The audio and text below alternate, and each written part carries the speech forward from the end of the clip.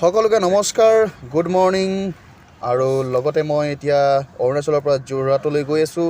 এয়া বছ আৰু মনীষ দা দুইজনক দেখুৱালোঁ আৰু লাহে লাহে গৈ থাকিম আৰু আপোনালোকক দেখুৱাম যে ঐতিহ্যনগৰৰ পৰা যোৰহাটলৈ যোৱা যিটো পৰিৱেশ পাহাৰৰ মাজে মাজে আৰু ঠাণ্ডা বৰষুণ ৰিম ঝিম ৱাহ। আপোনালোকে প্ৰাকৃতিক পৰিৱেশ উপভোগ কৰক, লগতে ময়ো উপভোগ কৰোঁ। এয়া পাহাৰৰ দৃশ্য, ডাৱৰ, কি সুন্দৰ ফগ, মাই গড চক।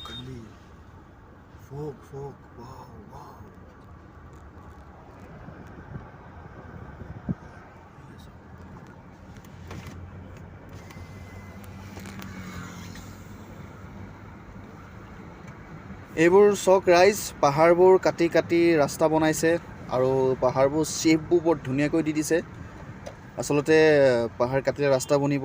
এয়া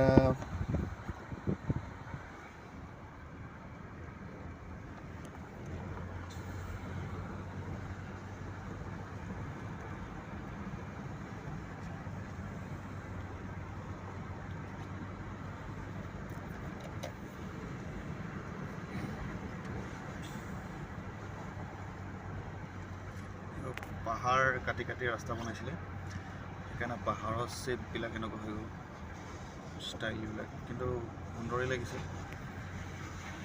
বেয়া লগা নাই।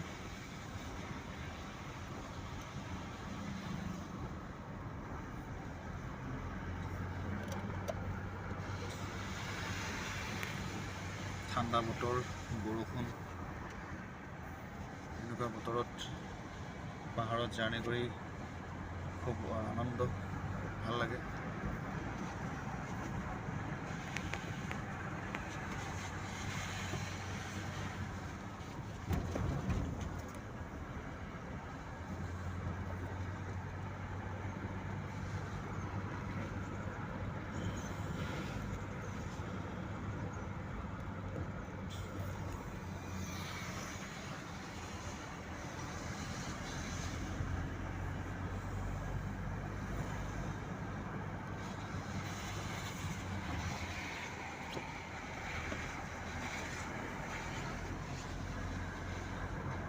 আৰু খন্তেক পাছতে আমি পাম অৰুণাচল আৰু অসমৰ বৰ্ডাৰ। এই অৰুণাচল অসমৰ বৰ্ডাৰত আমি ৰখিছোঁ। এই বৰ্ডাৰখন পাৰ হোৱাৰ পাছতেই আমি পাম অসম, লোকেল জেগা। ফাইনেলি আহি পাই গ'লোঁ অসম সোমায়ে পালোঁ এখন ডাঙৰ চাহ বাগিচা। মই কালি কৈছিলোঁ, সেইখন চাহ বাগিচা হৈছে অসমৰ ডাঙৰ চাহ বাগিচা, যিখনৰ নাম হৈছে মোনাবাৰী চাহ বাগিচা। এই চাওক, অসম সোমায়েই অকণমান দূৰ গৈয়ে আমি পালোঁ মোনাবাৰী চাহ বাগিচা। মোনাবাৰী চাহ বাগিচা ইমান ডাঙৰ, ইমান সুন্দৰ।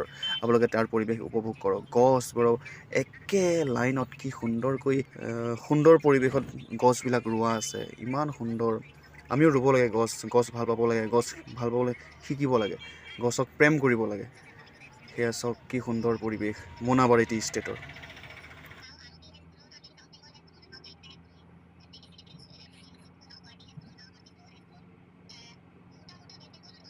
আৰু পাৰ হোৱাৰ পাছতে আমি পাম বিশ্বনাথ চাৰিআলি, আৰু বিশ্বনাথ চাৰিআলি আমাৰ অলপ ভিজিট আছে, অলপ কাম আছে।